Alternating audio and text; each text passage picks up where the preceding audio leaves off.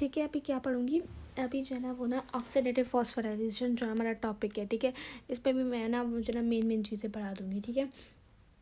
अब ठीक है, ऑक्सीडेटिव फॉस्फोराइलेशन की सबसे पहले डेफिनेशन पढ़ूंगी। ऑक्सीडेटिव फॉस्फोराइलेशन क्या होती है? It is a process of synthesis ATP from ADP using oxygen. ठीक है, ऑक्सीडेटिव फॉस्फोराइलेशन जो है ना वो ऑक्सीजन यूज़ करके जो है ना वो एटीपी बनाना। ऑक्सीजन कहाँ यूज़ हो रहा था? वो ईटीसी में हमने जो ऑक्सीजन यूज़ कराया था वही होता है, क्योंकि ईटीसी और ऑक्सीडेटिव फॉस्फोराइलेशन साथ ही मिली हुई होती है। ठीक है, अब ईटीसी में क्या होता है कि ईटीसी में जो है ना वो ना ये जो ना माइटोकॉन्ड्रियल मेम्ब्रेन, जो इनर माइटोकॉन्ड्रियल मेम्ब्रेन थी, वहीं पर जो है ना ये ना ईटीसी होती है, जो हमने वो ऑक्सीडेटिव फॉस्फोराइलेशन होती है एटीसी के साथ ही। इसको जो है ना वो ना ये किसके थ्रू होती है? कॉम्प्लेक्स 5 के थ्रू होती है। ये किस पे होता है? इन मेम्ब्रेन पे होता है। ठीक है, अब ये कॉम्प्लेक्स 5 जो है ना वो ना उसका स्ट्रक्चर पढ़ेंगे। कॉम्प्लेक्स 5 की जो है ना कॉम्प्लेक्स 5 में क्या होता है? 2 सब यूनिट्स होते हैं, F0 एंड F1। ठीक है, F0 एंड F1। F0 क्या होता है? F0 जो है ना ये क्या होता है कि ना इसको जो है ना प्रोटीन चैनल भी बोलते हैं, बिकॉज ये क्या करवाता है? प्रोटॉन्स को जो है ना वो ना अभी हमने जो है ना वो ना इससे पहले मैं ये पढ़ लेती हूँ कि ना वो ना हमने ना वो प्रोटॉन्स को जो है ना पंप कराया था, उसमें जो है ना वो ना ईटी से भी जो है ना प्रोटॉन्स को पंप कराया था मैट्रिक्स से इंटरमेम्ब्रेन स्पेस में। तो इंटरमेम्ब्रेन स्पेस में बहुत ज़्यादा इलेक्ट्रॉन्स हो गए, सॉरी प्रोटॉन्स हो गए। कितने प्रोटॉन्स से टोटल में पंप कराए थे? 10 प्रोटॉन्स पंप कराए थे टोटल में इन तीनों से।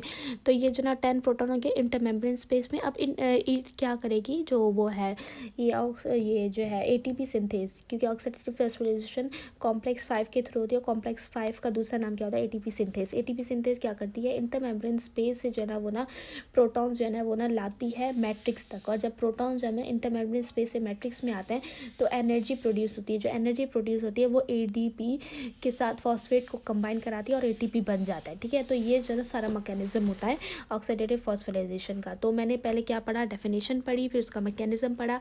अब जो ना एटीपी सिंथेस का स्ट्रक्चर पढ़ेंगे। इसके जो स्ट्रक्चर में एक होता है F0 और F1 होता है। F0 को प्रोटीन चैनल बोलते हैं, क्योंकि ये क्या करता है?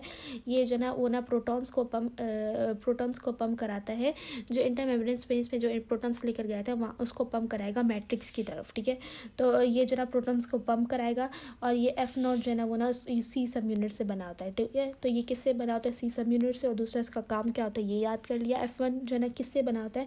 F1 3 अल्फा से बना होता है, 3 बीटा से बना होता है, और 1 गामा से बना होता है। ठीक है, 1 गामा जो है ना वो ना F1 को F0 के साथ अटैच करा देती है। ठीक है, ये मैंने स्ट्रक्चर बना देती हूँ। ये जो है ना वो ना ये गामा है, और ये दो अल्फा 2 बीटा होंगे। ठीक है, इसके अलावा ये जो ना F0 है। ठीक है, नीचे जो है ना F0 हो गया। ठीक है, उसके अलावा क्या होगा? इसका मैकेनिज़्म हमने जो ना वो पढ़ेंगे। इसका मैकेनिज़्म हमने पहले तो ठीक है, वही मैकेनिज़्म जो था ना वो ना उसी को कंटिन्यू करेंगे कि क्या होता है कि ना F0 जो ना वो ना रोटेट होती है। F0 रोटेट होती है जिसकी वजह से गामा हैंडल रोटेट होती है। गामा हैंडल जब रोटेट करती है तो ना जो ना वो ये F0 रोटेट करवा कर उसके जो जब F0 रोटेट करती है तो प्रोटॉन्स जो है ना वो मैट्रिक्स की तरफ आते हैं, जिसकी वजह से जो ना वो ना ये प्रोटॉन जब मैट्रिक्स की तरफ आएंगे ये कन्फर्मेशनल चेंज करवाएगा बीटा सब यूनिट में। जो F1 की जो F0 की जो ना वो ना सॉरी F1 की जो बीटा सब यूनिट थी उसमें जो ना कन्फर्मेशनल चेंज कराएगा। उस चेंज को क्या बोलते हैं? Binding change. अब उस कन्फर्मेशनल चेंज को क्या होती है कि बीटा सब यूनिट के 3 पार्ट्स होते हैं OLT। ठीक है, O जो है ना उसका ओपन फॉर्म है, ये क्या करता है? रिलीज करता है एटीपी को, इसका फंक्शन होता है। ठीक है, L जो है ना उसका फुल फॉर्म है लूज फॉर्म है, तो ये क्या करेगा? बाइंड करेगा एडीपी को फॉस्फेट के साथ। T जो है टाइट फॉर्म है, ये क्या करेगा? एटीपी सिंथेसिस करवाएगा। ठीक है, तो अब ये क्या करेगा? बाइंडिंग चेंज कन्फर्मेशनल चेंज क्या होती है कि ना O L में कन्वर्ट हो जाए फंक्शन, और L का फंक्शन T में कन्वर्ट हो जाए, T का फंक्शन O में कन्वर्ट हो जाए। जो O का फंक्शन है एटीपी को रिलीज कराना वो L करे। ठीक है, तो ऐसे जो है ना ये ना फंक्शन होगा आपकी, इससे जो है ना एटीपी रिलीज होगी। जब एटीपी जो ना रिलीज होगी तो इसको क्या बोलेंगे? ठीक है, तो ये इसमें इसके थ्रू जो ना एटीपी बनेगी। एटीपी बना तो ना ऑक्सीडेटिव फॉस्फोराइलेशन कहते हैं। ठीक है, अभी पढ़ेंगे इनहिबिटर्स ऑफ एटीपी सिंथेस। हमने क्या पढ़ी? डेफिनेशन के बारे में पढ़ लिया। उसके बाद सब कुछ जो ना वो ना डेफिनेशन के उसके बाद मैकेनिज्म के बारे में पढ़ा, जिसमें उसका एटीपी सिंथेस का स्ट्रक्चर भी पढ़ा। ठीक है, अब इसके बारे में इनहिबिटर्स के बारे में पढ़ेंगे। 2 इनहिबिटर्स पढ़ूंगी, एक एलिगोमाइसिन और दूसरा एट्रैक्टाइलोसाइड। ठीक है, एट्रैक्टाइलोसाइड पढ़ूंगी। ओलिगोमाइसिन कैसे फंक्शन करता है? ओलिगोमाइसिन जो है ना वो ना प्रोटीन चैनल जो F0 जो था ना उसको ब्लॉक करता है, जिसकी वजह से F0 का फंक्शन क्या होता है? H+ को जो ना मूव कराना। ठीक है, H+ जो है ना वो ना इंटरमेम्ब्रेन स्पेस से मैट्रिक्स तक मूव कराना। अब ये मूव नहीं करेगी, जिसकी वजह से वो एनर्जी प्रोड्यूस नहीं होगी एटीपी सिंथेसिस के लिए, ठीक है। दूसरा क्या है, एरिथ्रोक्टाइलोसाइट क्या फंक्शन कराते हैं, ये क्या करता है, जब एडीपी अपना फंक्शन कर लेती है तो ऑक्सीडेटिव फॉस्फोराइलेशन में आकर अपना एटीपी में कन्वर्ट होती है, लेकिन एरिथ्रोक्टाइलोसाइट क्या करती है, एडीपी की मूवमेंट को रोकता है, ठीक है, blocks adequate supply of ADP, जिसकी वजह से सप्लाई ऑफ एडीपी नहीं मिलेगा कि वो कन्वर्ट हो एटीपी में, ठीक है। तो ये ऐसे काम करता है, ठीक है। अब इसमें जो है ना वो ना जो इनहेरिटेंस वो जो ना वो अब पढ़ेंगे inherited disorder of oxidative phosphorylation, ये जो ना सत्या में ही दी गई है। इसमें क्या पढ़ेंगे, लेबर्स हेरिडिटी ऑप्टिक न्यूरोपैथी, ये होती किसकी वजह से, एक चीज़ हम याद कर लें कि ना जो वो है ऑक्सीडेटिव फॉस्फोराइलेशन 100 में ना 100 ऑफ पॉलीपेप्टाइड्स चाहिए होती हैं, जो कि ट्रांसक्रिप्ट किसके थ्रू होती हैं, ट्रांसक्रिप्ट माइटोकॉन्ड्रियल डीएनए की वजह से ट्रांसक्रिप्ट होती है, ठीक है।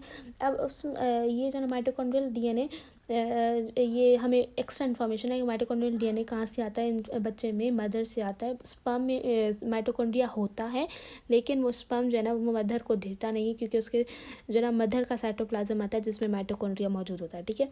तो माइटोकॉन्ड्रिया में जो ना 100 पॉलीपेप्टाइड जो ना वो ना माइटोकॉन्ड्रियल डीएनए से जो ना ट्रांसक्रिप्ट होते हैं, और माइटोकॉन्ड्रियल डीएनए में बहुत ज़्यादा म्यूटेशंस हो सकती हैं। अगर उसमें म्यूटेशन हो जाए तो ना एक वो डिजीज़ कर देती है जिसको बोलते हैं वो लेबर्स हेरिडिटी ऑप्टिक न्यूरोपैथी, ठीक है। जिसकी वजह से उसमें अगर म्यूटेशन आ जाए तो उनकी जो ऑक्सीडेटिव फॉस्फोराइलेशन की जो पॉलीपेप्टाइड्स हैं उसमें डिसऑर्डर आ जाएगा, जिसकी वजह से क्या हो जाएगी, लेबर्स हेरिडिटी ऑप्टिक न्यूरोपैथी। इसमें क्या होता है कि ना ऑप्टिक नर्व डैमेज होती है, जो कि दिमाग तक जो ना वो ना आई साइट की चीज़ें जो ना वो ना देखने वाली चीज़ें पहुँच जाती है, तो उसमें जो ना वो जो ना डिसऑर्डर आ जाता है, ठीक है। अब बढ़ेंगे कपलिंग के बारे में। कपलिंग में क्या होता है कि ना जो ईटीसी है, जो इलेक्ट्रॉन ट्रांसपोर्ट चेन है, और जो वो ऑक्सीडेटिव फॉस्फोराइलेशन है, इसमें यही लिखा हुआ है, ऑक्सीडेटिव फॉस्फोराइलेशन और ईटीसी जो ना एक दूसरे पे डिपेंड होता है। कैसे डिपेंड होती है, जो ईटीसी है वो प्रोटॉन को जो ना वो ना जैसे मैट्रिक्स में बहुत ज़्यादा प्रोटॉन मौजूद होता है, वो प्रोटॉन को ना इंटरमेम्ब्रेन स्पेस में लेके जाती है, और वहाँ से जो ना ऑक्सीडेटिव और प्रोटॉन ग्रेडियंट मेंटेन करती है, ठीक है। जो प्रोटॉन ग्रेडियंट मेंटेन होगा, जिसकी वजह से प्रोटॉन जो है ना वो ना जो वो है वो इंटरमेम्ब्रेन स्पेस से मैट्रिक्स में वापस आएंगे, और वो एनर्जी देंगे वो उसको एटीपीज को ऑक्सीडेटिव फॉस्फोराइलेशन को, कि वो एनर्जी देंगे ताकि वो एटीपी प्रोड्यूस कर सके, ठीक है। अगर एटीसी वर्क नहीं करेगी तो ये दोनों डिपेंड है। अगर ईटीसी वर्क नहीं करेगी तो वो प्रोटॉन ग्रेडियंट नहीं बनेगा। जब प्रोटॉन ग्रेडियंट नहीं बनेगा और मैट्रिक्स में जो ना प्रोटॉन नहीं लेकर आ पाएगी, तो वो जो ना एटीपी नहीं बन पाएगी, ठीक है। और सेम ही है अगर वो एटीपीएस फंक्शन, ठीक है। और अगर वो जो है ना वो ना एटीपीएस फंक्शन नहीं करेगा, एंड एटीपीएस फंक्शन नहीं करेगा तो जो मैट्रिक्स इंटरमेम्ब्रेन स्पेस में बहुत इलेक्ट्रॉन जो पहले कॉम्प्लेक्स जो है ना लेकर जाता है, तो वो जो है ना वो ना वापस नहीं आएगा मैट्रिक्स में, और दोनों की तरफ बहुत ज़्यादा इलेक्ट्रॉन्स प्रोटॉन जो है ना वो ना रहेंगे, और दोनों में जो ना प्रोटॉन्स की ग्रेडियंट बहुत बढ़ जाएगी, और जो ना फिर ना कॉम्प्लेक्स जो है ना फिर जो ना मोर प्रोटॉन जो है ना मैट्रिक्स से ना इंटरमेम्ब्रेन स्पेस जो है ना नहीं ला पाएंगे। तो ये दोनों जो ना एक दूसरे पे डिपेंडेड है, ठीक है।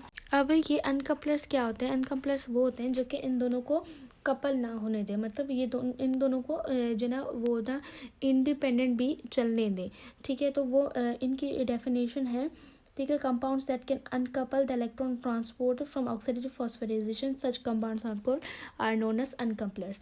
इसकी सिग्निफिकेंस क्या होती है, इसकी सिग्निफिकेंस जो है हाइबरनेटिंग जो ना यहाँ पर ये है, जैसे कि एक तो थर्मोजेनिन अनकम्पलिंग प्रोटीन है, वो क्या करती है, वो जो ना वहाँ पर किस में मौजूद होती है, ब्राउन एडिपोज टिश्यूज़ में, उन एनिमल्स में मौजूद होती हैं जो कि हाइबरनेट करते हैं। उसमें क्या होता है कि ना वो एनिमल जब हाइबरनेट करते हैं कोल्ड की वजह से, तो उनकी जो ना वो एडिपोज टिश्यूज़ जो ना ऑक्सीडेटिव वो ना उन एडिपोज टिश्यूज़ की जो ना वो ना ऑक्सीडाइज होनी चाहिए, ईटीसी में जो ऑक्सीडेशन होती है वो होनी चाहिए, ठीक है, ताकि हीट प्रोड्यूस हो। लेकिन उनको एटीपी की ज़रूरत नहीं होती है, तो वो जो ना थर्मोजेनिन प्रोटीन होता है, जो कि अनकम्पलिंग प्रोटीन होता है, वो क्या करवाता है कि ना सिर्फ हीट प्रोड्यूस करता है ईटीसी के थ्रू, और फिर ना ऑक्सीडेटिव फॉस्फोराइलेशन नहीं होती और एटीपी प्रोड्यूस नहीं होती, ठीक है। तो it blocks the formation of ATP and generates heat, ठीक है।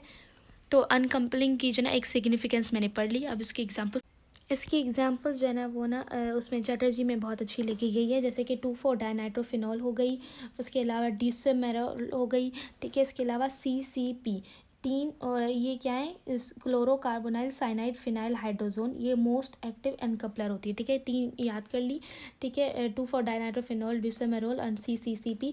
2 फॉर डाइनाइट्रोफिनॉल का जो ना मेन मैकेनिज्म होता है, ये क्या करता है कि ना परमिएबिलिटी ऑफ जो इनर मेम्ब्रेन है उसकी परमिएबिलिटी इंक्रीज कर देगी, जिसकी वजह से क्या होगा कि ना वो प्रोटॉन्स जो है ना वो, ठीक है। अब इस 2 फॉर डाइनाइट्रोफिनॉल का जो ना मैकेनिज्म क्या होता है कि ये जो ना permeability of inner membrane increase कर देती है, जिसकी वजह से ये करवाएगी क्या, ऑक्सीडेशन करवाएगी और फॉस्फोरिलेशन नहीं होगी, मतलब ATC चलेगी और फॉस्फोरिलेशन नहीं चलेगी और ATP नहीं बनेगी और हीट प्रोड्यूस होगी।